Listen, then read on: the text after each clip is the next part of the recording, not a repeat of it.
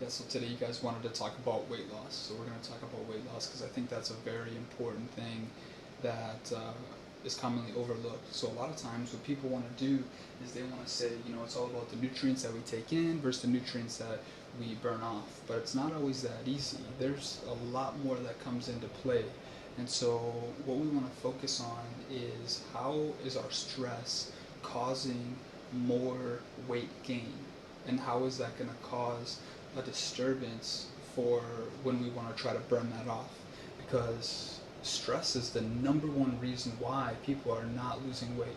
So they can go to the gym all they want, they can eat all they want as far as healthy food, and then they wonder, why am I still dealing with overweight issues? And it's because they're stressed.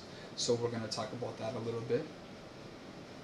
Comes down to your daily habits. I'm not going to get into the weeds about daily habits because those are kind of common sense, right? Mitigating stress, reducing your workload, finding time to relax, meditate, and pray. And it's a cycle: health, stress, and coping. So how do we cope with it? What are we doing in our daily habit that is going to cope with the stress to help us and help our health out so that we can be more efficient and we can be more productive? So here's the main topic. Cortisol levels will increase when stress is occurring in your lifetime, but it doesn't happen like we would normally think it does, right? So my boss gives me a lot of work and now I'm stressed out. Okay, that's an external source of stress. That's causing me distress. Eustress can be good stress, which can be muscle growth after a light workout. But there's also another form of stress that happens, just naturally, and I'll explain. Cortisol levels are always the highest in the morning time. Why is that?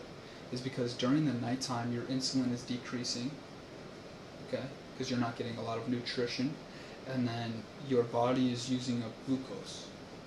Okay, and in that process of using up the glucose and keeping your insulin somewhat balanced, your body's going to break down muscles to gain the amino acids from the muscles, and then that is going to be used to balance the insulin. So if we didn't have that happen, we would become hyperglycemic, and hyperglycemia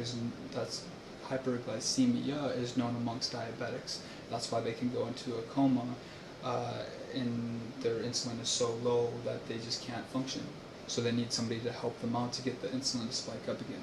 So when that happens, when your insulin decreases and your body goes through that stage, your cortisol level increases, and it's at its highest point within an hour after you wake up.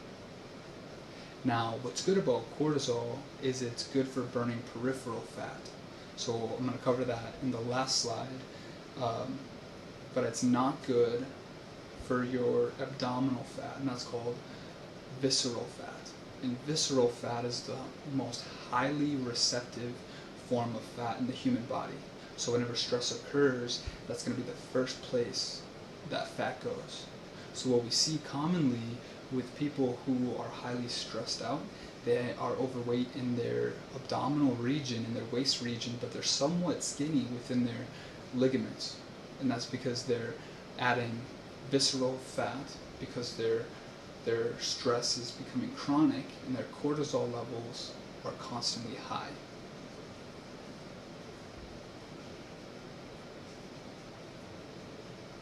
An extended amount of cortisol increase can also cause chronic inflammation in the body, which can lead to disease, autoimmune disease, neurological disease, arthritis, Alzheimer's, diabetes type 2, pulmonary diseases. Okay, so those are also reasons why you want to mitigate the stress so that you can lower the inflammation within the body.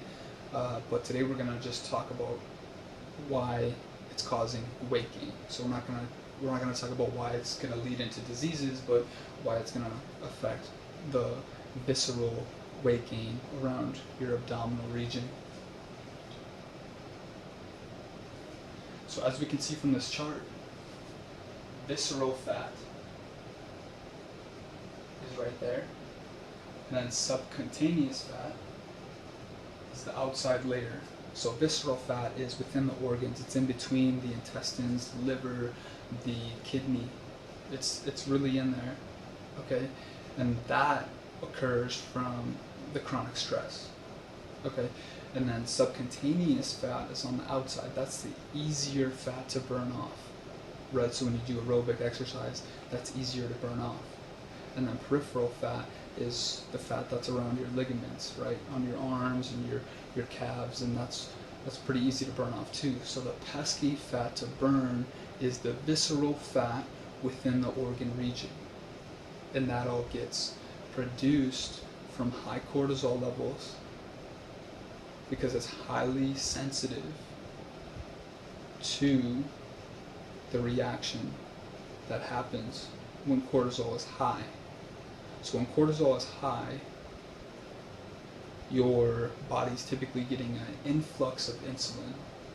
So there's more insulin that is needed in your body. So you're going to have cravings for food, high sugary foods like carbohydrates. And it's going to cause a roller coaster effect. So after you eat that food, then you're going to be satisfied for a little bit, but then you're going to crash, right?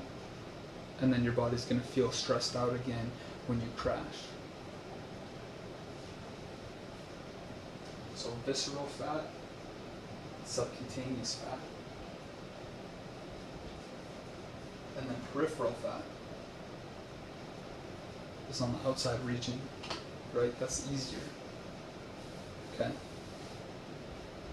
So it's very important, just to wrap this all up, it's very important that we mitigate the amount of chronic stress in our life so that we can mitigate the amount of cortisol that happens, because when you have high cortisol, then your insulin starts to get all wacky, and then you need the nutrients, right, to fuel that, and then it's a roller coaster effect. Okay, so you want to have balanced insulin as much as possible, and you maintain balanced insulin by constantly eating right and eating the leafy greens, eating the proper and healthy unprocessed food, right? Eat grass-fed beef, that's important. Staying up with your macro and micronutrients, that's important. But it's just really important that, you know, you just maintain your stress levels.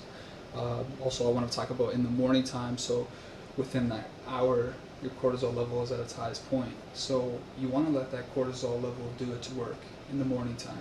You want to let it burn off as much peripheral fat as possible, and then once it starts to,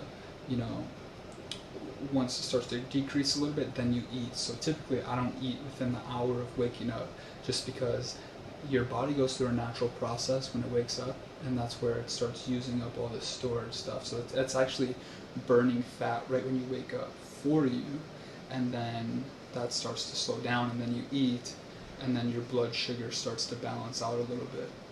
So when you eat, it's very important that you don't go for the sugar foods, right? Like if you're gonna go for like Cocoa Puffs, or if you're constantly gonna go for a donut that's high sugar, then you might as well not eat breakfast at all, because right from the beginning of the day, you're setting yourself off in a bad note. You know what I mean? You're just setting yourself up for a roller coaster of highs and lows with your energy, right? Because you have that sugar in the Cocoa Puffs or in the donuts, and then it's going to increase your blood sugar levels and your insulin, and then eventually you're going to crash like an hour or two later. And then what happens when you crash is people start getting cravings.